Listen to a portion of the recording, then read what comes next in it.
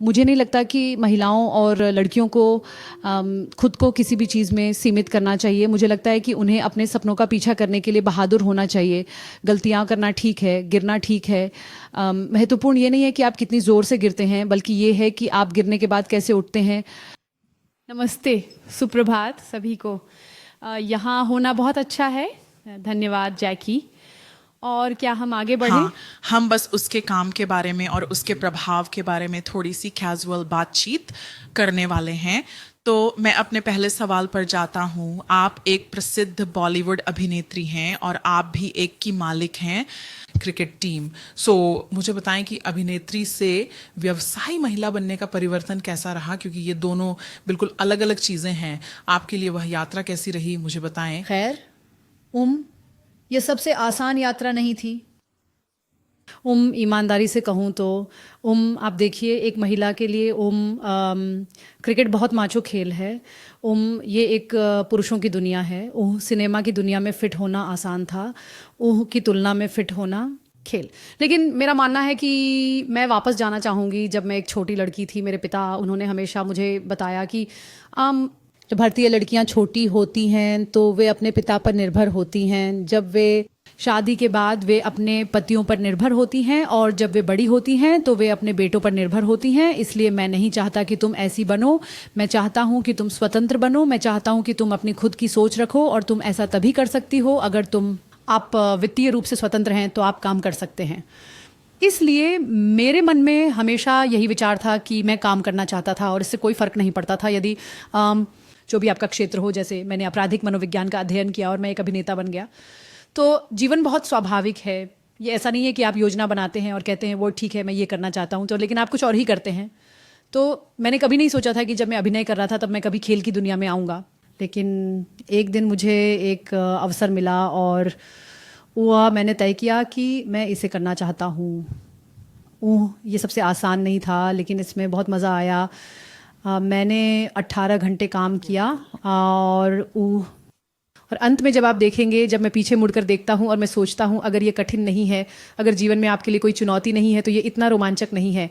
आप जानते हैं, जब चीज़ें बस आसानी से आपकी गोद में गिरती हैं, मुझे लगता है कि आप उनकी सराहना नहीं करते हैं। तो ये एक थोड़ा कठिन यात्रा रही है, लेकिन ये एक मज़ेदार यात्रा रही है। खैर, चूंकि आपने स्वाभाविकता का उल्लेख किया, मैं चाहता हूं कि हम पीछे जाएं, और मैं वास्तव में चाहूंगा कि आप बस संक्षेप में हमें बताएं कि आप अभिनय में कैसे आए, क्योंकि मुझे लगता है कि वह एक बहुत ही शानदार कहानी थी। ठीक है, तो मैं अपराध मनोविज्ञान पढ़ रही थी, और मेरी सबसे अच्छी दोस्त का बॉयफ्रेंड एक ऑडिशन के लिए गया। फिल्म, उस समय हम दोनों बहुत गरीब थे, इसलिए हमने तय किया कि हम टैक्सी साझा करेंगे। जो पहले ख़त्म करेगा वो दूसरे को लेने जाएगा। तो मेरा परीक्षा समाप्त हो गया, मैंने अपना पेपर लिया और मैंने ख़त्म किया। तो मैं उसे लेने गई, और बाहर एक बड़ा ऑडिशन हो रहा था वहाँ। उस समय मुझे हमेशा भूख लगी रहती थी। तो क्योंकि मुझे नहीं पता था कि क्या करना है, मैं कोने में चला गया और मैंने खाना शुरू कर दिया, और मैंने निर्देशक को वहाँ देखा और उन्होंने मुझे देखा, और वो ऐसे थे, तो तुम आज मेरे लिए क्या करने जा रहे हो? और मैं ऐसे था, कुछ नहीं, और वह बोले, पा ठीक है। मैंने कहा, यूँ नहीं, माफ़ करना, मैं यहाँ ऑडिशन देने नहीं आया हूँ, मैं यहाँ सिर्फ अपने को लेने आया हूँ, दोस्त। और फिर उन्होंने बस मेरा हाथ पकड़ डीएच लिया और माइक ले लिया, और उन्होंने कहा, सभी लोग, यह ठंडे पैर का क्लासिक मामला है, ऐसा कभी नहीं होना चाहिए, तुम। और उसने मूल रूप से मुझे उस स्थान पर खड़ा कर दिया और मुझसे ऑडिशन देने के लिए कहा। और मैं बोला, मुझे वास्तव में नहीं पता कि ऑडिशन कैसे देते हैं। और उसने कहा, जो चाहे करो। तो मैंने बस बड़बड़ाया और घबराया, और मुझे नहीं पता मैंने क्या किया, लेकिन 2 हफ्ते बाद उसने मुझे फिल्म करने के लिए कहा। और मैं म्यूनिक जा रहा था, और मैंने सोचा कि बजाय इसके कि मैं किसी के साथ कमरा साझा करूं, अगर मैं ये फिल्म करूं तो आगे जब मैं और पढ़ाई करूं तब मेरा खुद का कमरा हो सकता है। तो ये इतना ही सरल था। मैंने बस उस फिल्म को साइन कर दिया, और मैं अभिनेता बन गया। और वो फिल्म कभी नहीं बनी, लेकिन उसने ये बड़ा इंटरव्यू दिया कि मैं एक बड़ा स्टार बनूंगा, और अन्य लोग मुझे साइन करने आए, और मैंने सेट पर ही सब कुछ सीखा, और मैं बेहद भाग्यशाली था। मैंने अच्छे निर्देशकों के साथ काम किया। मेरी पहली फिल्म ने बहुत अच्छा किया, मेरी दूसरी फिल्म ने असाधारण रूप से अच्छा किया। तो मैं अभिनेता बन गया, गलती से। और एक बार जब आप अभिनेता बन गए तो आपको वास्तव में इस बात के लिए सराहा गया कि आपने फिल्म में एक हिंदी नायिका की उम्मीदों को बदल दिया। क्या आप हमें थोड़ा बता सकते हैं कि वह प्रक्रिया आपके लिए कैसी थी? और बस हाँ, हमें कुछ सुझाव और प्रेरणा दें कि महिलाओं की अपेक्षाओं को बदलने की वह प्रक्रिया आपके लिए कैसी थी। या फिल्म पर? खैर मुझे नहीं लगता कि मैं किसी चीज़ को बौद्धिक बनाने की कोशिश करता और मैंने इस पर इतनी गंभीरता से सोचा। मैं बस वही कर रहा था जो मुझे सूट करता था। मैं कभी भी हॉट चिक नहीं थी, मैं कभी सेक्स सिंबल नहीं थी। वास्तव में मैं बहुत टॉमबॉयिश थी और तो मेरे लिए हमेशा संकट में रहने वाली लड़की होना बहुत कठिन था। मैं उस व्यक्ति होना अधिक पसंद करती जो संकट से लड़ती हो सही। तो इसके बजाय उन भूमिकाओं पर ध्यान केंद्रित करने के बजाय जिनमें वैसे मुझे कभी भी वे वास्तव में सुंदर भूमिकाएं नहीं मिली, लेकिन मैं उन भूमिकाओं को करना चाहती थी जो अधिक सशक्त महिलाओं की हों, जो जानते हैं कोई भी मानव एक आयामी नहीं होता, कोई भी महिला एक आयामी नहीं होती। लेकिन किसी महिला को कामना की वस्तु के रूप में या किसी ऐसे व्यक्ति के रूप में प्रस्तुत करना बहुत आसान है जो कहती हो कृपया मेरी मदद करो, इतने। और भारतीय सिनेमा ने इस सारे के माध्यम से गया। 50 के दशक 60 के दशक भूमिकाओं के लिए बहुत समृद्ध थे महिलाओं के लिए, लेकिन फिर 70 और 80 के दशक पूरी तरह से पुरुष केंद्रित हो गए, जहां नायक महिला को बचा रहा था और वह हमेशा आप जानते हैं उसके पास अपने लिए सोचने के लिए वास्तव में दिमाग नहीं था, उसे हमेशा बचाया जा रहा था। तो ये एकदम सरलता से शुरू हुआ कि मैं नहीं चाहती थी कि मुझे बचाया जाए और मैं ऐसे किरदार करना चाहती थी जो उस समय समाज में जो हो रहा था उसे दिखाए। और मेरी पहली फिल्म किशोरावस्था की गर्भावस्था और अविवाहित माँ के बारे में थी। और हम एक देश हैं, अब मुझे लगता है कि 1.25 या मुझे नहीं पता बिलियन लोग, और फिर भी हमारे लिए सेक्स पे चर्चा करना मुश्किल था। तो वह फिल्म एक तरीका था बाहर जाने का और कहने का कि ठीक है, जानते हैं कई सारी समस्याएं हैं। ये एक मुद्दा आधारित फिल्म थी, इसलिए कई सारी चीज़ें हैं जिनके बारे में आप बात करना चाहते हैं और आप इसे फिल्म माध्यम के ज़रिए कर सकते हैं, सिर्फ ग्लैमर महिला बनकर नहीं। तो ये शुरू हुआ वास्तव में बहुत साधारण तरीके से, और फिर मैं वास्तव में भाग्यशाली थी, मुझे कुछ वास्तव में अच्छे रोल मिले और निश्चित रूप से मुझे उन पर कड़ी मेहनत करनी पड़ी, लेकिन मैं भाग्यशाली भी थी कि मुझे कभी सिर्फ खड़े होकर सुंदर दिखने वाली भूमिका नहीं मिली, तो मैं भाग्यशाली थी।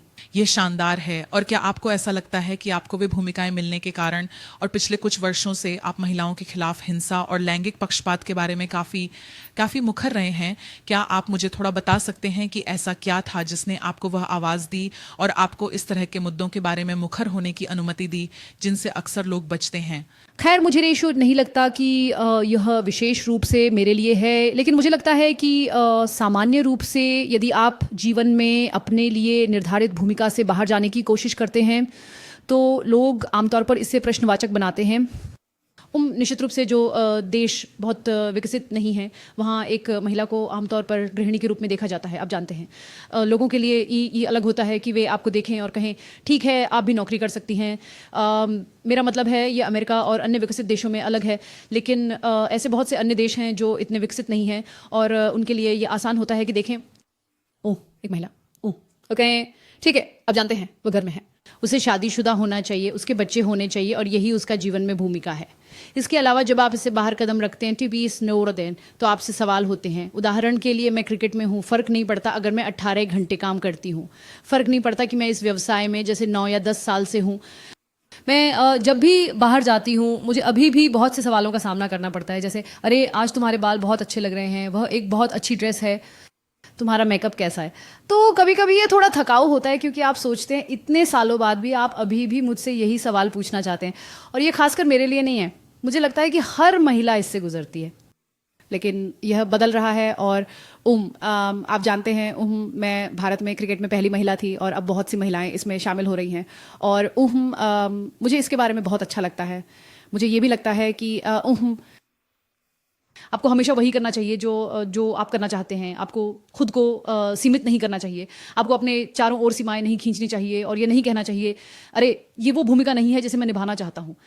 ऐसा कुछ नहीं है कि यह मुझ पर झंझता नहीं है। ये ठीक है कि अगर आप अलग हो, एक वर्गाकार को गोल जगह में डालने जैसा या जो भी इसका मुहावरा है, क्षमा करें, गोल छेद में चौकोर, एक गोल छेद में या जो भी हो, माफ़ कीजिए, लेकिन ये ठीक है, ये ठीक है। जब तक आप अपने दिल की सुन सकते हैं ये ठीक है, आप जानते हैं। ये ठीक है अगर लोग आपकी आलोचना करते हैं, जब तक आप जानते हैं कि आप क्या करना चाहते हैं, और लोग धीरे धीरे आ जाते हैं। हो सकता है कि ये ना हो। शुरुआत में ये सबसे आसान काम होता है, लेकिन लोग समझ जाते हैं। और आप लड़कियों के बीच मानव तस्करी के बारे में भी काफ़ी मुखर रही हैं। Ogter uhi a impressão कुछ भी गिरासी उसी सुधारने और उसके प्रति जागरूकता लाने और उस मुद्दे की मदद के लिए. खैर आप जानते हैं मैं वापस जाना चाहूँगा उस समय जब जब मैं बहुत जल्दी अपने जीवन में मैंने अपनी नौकरानी को देखा। मेरी एक नौकरानी थी जो सचमुच प्यारी और अद्भुत थी, लेकिन वह अकेली थी जो काम करती थी और उसका पति शराबी था और वह काम नहीं करता था। लेकिन हर बार जब उसे उसकी तनख्वाह मिलती थी तो वह आता और उसे मारता और पैसे ले लेता ताकि वह जा सके। पीना, और हमने कोशिश की पुलिस के पास जाने की और उसकी मदद करने की, और पहली चीज़ हर किसी ने हमें बताई, अरे इसमें मत पड़ो, शामिल हो, ये आपका काम नहीं है, यह उनके बीच कुछ व्यक्तिगत है, शामिल मत हो।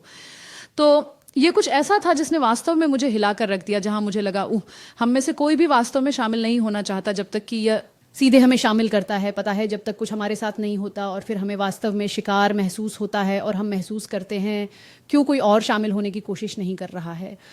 तो मुझे लगता है कि जब मैं प्रसिद्ध हुआ तो मुझे लगा कि मेरी एक आवाज़ है और ये महत्वपूर्ण था कि इस आवाज़ का उपयोग करूं और शामिल हो जाऊं। और मैंने देखा कुछ बच्चे, और मैंने देखा कुछ लोग जिन्हें मानव तस्करी से बचाया गया था, और इसने सच में मेरा दिल तोड़ दिया। क्योंकि यह आमतौर पर आप सोचते हैं, ठीक है, आप जानते हैं, वे लगभग 8 साल की लड़कियां थीं, 10 साल के लड़के, और उनके पास आवाज़ नहीं थी, किसी को परवाह नहीं थी, किसी को उन्हें कभी सच में ये चिंता नहीं थी कि क्या होने वाला है।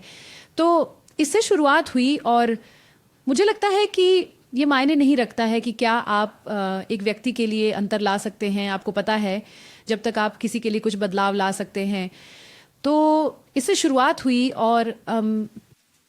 और तुम जानते हो उसके बाद वह बस वहाँ था। और वो आपका आखिरी संदेश क्या होगा जो आप हमारे दर्शकों और दुनिया भर की युवा लड़कियों को सशक्तिकरण और आत्ममूल्य के बारे में देना चाहेंगे? खैर, मेरा संदेश सभी लड़कियों के लिए यह है, मैंने एक बार एक उद्धरण पढ़ा और ये मुझे बहुत पसंद आया। इसमें कहा गया है, जब चांद पर निशान हैं तो मुझे आकाश की सीमा के बारे में मत बताओ। तो मैं नहीं सोचती कि महिलाओं और लड़कियों को खुद को किसी भी चीज़ तक सीमित करना चाहिए। मुझे लगता है कि उन्हें अपने सपनों का पीछा करने के लिए साहसी होना चाहिए। गलतियाँ करना ठीक है, गिरना भी ठीक है। महत्वपूर्ण ये है कि आप कितनी ज़ोर से गिरे, बल्कि यह कि गिरने के बाद आप कैसे उठते हैं। तो बाहर जाओ, अपने सपनों का पीछा करो। जब तक तुम जाकर इसे आजमाओगे नहीं, तुम्हें कभी पता नहीं चलेगा कहाँ आप पहुँचेंगे। और मुझे लगता है कि एक बार जब आप तय कर लेते हैं कि आप एक निश्चित रास्ता अपनाना चाहते हैं, भले ही शुरू में कुछ समस्याएं हों और लोग कह सकते हैं नहीं, ये आपके लिए सही नहीं है, लेकिन अगर वे देखते हैं कि आप दृढ़ संकल्पित हैं, वे आपका समर्थन करेंगे। और मुझे लगता है बस इतना ही, बस अपने सपनों का पीछा करें और जो आप बनना चाहते हैं वो बने। खासकर अब ये 2016 है, जानते हैं अब इस समय से अधिक सही समय कोई नहीं हो सकता। हाँ, मैं सहमत हूँ। और एक आखिरी बात जो मैं आपसे पूछना चाहूँगा वह यह है कि एक अभिनेत्री, एक मशहूर अभिनेत्री और एक क्रिकेट टीम की मालिक होने के अलावा आप खुद को भविष्य में और क्या करते हुए देखती हैं? बहुत सी चीज़ें हैं जो मैं करना चाहता हूँ। मैं हमेशा कहता हूँ कि बहुत सारी चीज़ें, बहुत कम समय। लेकिन जब मैं छोटा बच्चा था तब मैं क्या करना चाहता था, और जिसके लिए मैंने पढ़ाई की थी, वो ये था कि मैं एक जासूस और एक फॉरेंसिक वैज्ञानिक बनना चाहता था। तो मुझे नहीं पता कि मैं ऐसा कर सकता हूँ या नहीं, लेकिन मेरे सभी विभिन्न लक्ष्यों के अलावा मैं माँ भी बनना चाहता हूँ, मैं एक परिवार चाहता हूँ, और ये भी मेरे जीवन का बहुत महत्वपूर्ण हिस्सा है। लेकिन ऐसा कोई निश्चित नियम नहीं है कि यही मैं करना चाहता हूँ। जो भी मुझे प्रेरित करता है, क्योंकि जब मैं अपने जीवन में पीछे देखता हूँ तो जब भी मैंने कोई योजना बनाई वह कभी सच में काम नहीं आई, क्योंकि जीवन खुद में स्वाभाविक है। क्योंकि मैं कुछ और बनने का अध्ययन कर रहा था, मैं अभिनेता बन गया और फिर अभिनय से क्रिकेट में कूद गया। तो मुझे नहीं पता क्या होने वाला है।